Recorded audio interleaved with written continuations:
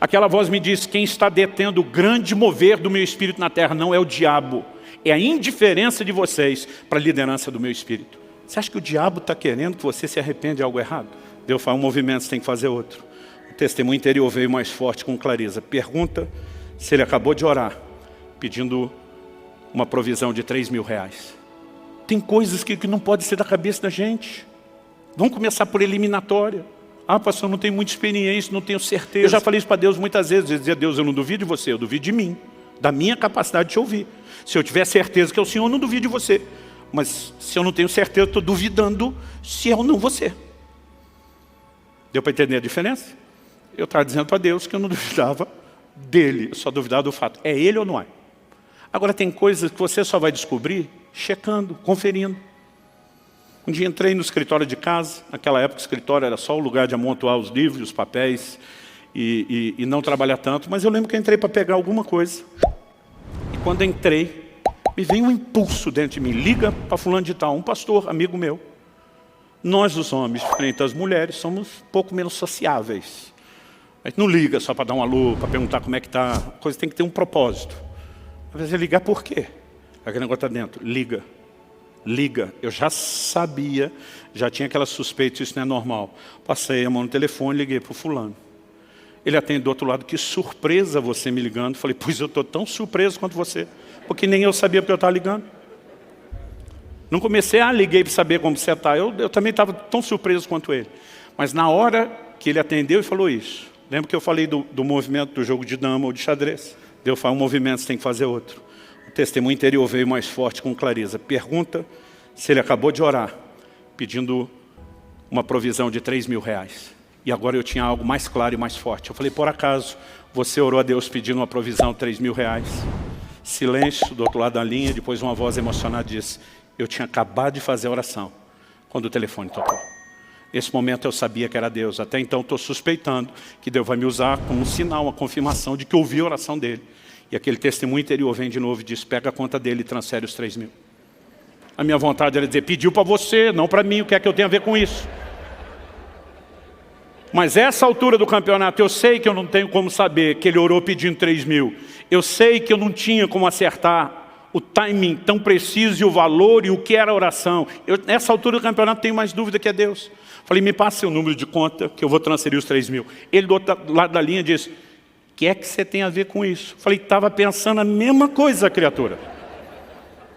Ele falou: mas me responda. Eu falei para ele: me responda. Eu tinha como saber que você tinha orado e exatamente o que você tinha orado? Ele falou: não. Falei: pois a mesma voz que me mandou te ligar, e você sabe que raramente eu ligo sem um motivo muito específico, a mesma voz me disse que você orou e pediu. E essa voz está mandando eu pegar o número de conta. Você quer brigar com ela? Ele falou: anota aí. Um dia eu estava contando essa história e o irmão gritou: anota minha conta. Eu falei: vai orar primeiro para Deus mandar, folgado. Antes que alguém se antecipe a brincadeira, matamos na raiz já agora. Queridos, nós podemos viver isso. Agora, pastor, se o senhor liga e não acontece nada, pelo menos eu tinha um amigo feliz que eu liguei. Só tem um jeito de saber: obedecendo esse impulso interiores. Quem está entendendo, diga amém. À medida que a gente vai vivendo esse nível de direcionamento simples, às vezes é algo que de repente você não para pensar assim: é o Espírito Santo. Mas vamos falar sério, você falou mal de alguém, algo está te incomodando depois, não deveria ter agido isso. Você acha que o diabo está querendo que você se arrependa de algo errado? Você está lá cheio de razão, tentando provar que não, que você fez certo, que você está certo, mas aquilo ainda continua te incomodando. Agora você imagina se a gente leva isso em conta. João escreve e diz: vós tendes a unção do santo, e todos tendes conhecimento. Não tendes necessidade de que ninguém vos ensine coisa alguma, porque a unção do santo que está em vós é verdadeira, vos ensina todas as coisas. Nós mostramos semana passada que eles simplesmente juntavam os novos convertidos num ambiente onde eles não tinham background, né, de culto a Deus, de conhecimento bíblico, davam um gás em alguns meses e simplesmente deixavam aquele grupo para ir plantar igreja em outra cidade. Eles não tinham pastor, não tinha Bíblia, não tinha um local de reunião, mas eles tinham um ensino muito mais acurado e profundo que nós temos sobre viver debaixo da liderança do Espírito Santo.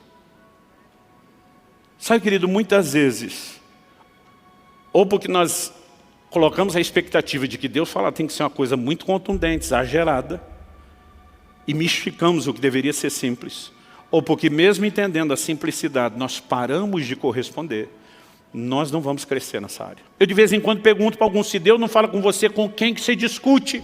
Se você quer ser uma águia, ande com as águias. Se quer ser uma galinha, fique com elas. Se o senhor fez jejum de 40 dias, o problema é que muitas vezes, porque você não ouviu uma voz, você não valoriza aquilo como se fosse uma orientação da parte de Deus. Estupidez espiritual. Pergunta para ele, quantas noites já faz que ele vem acordando às 3 da manhã em ponto? Se você não corresponder com Deus, você nunca vai passar para o próximo nível. Se existe esse nível de liderança do Espírito Santo, eu quero ter. Mas a voz falou, o que é fiel no pouco, será fiel sobre o muito.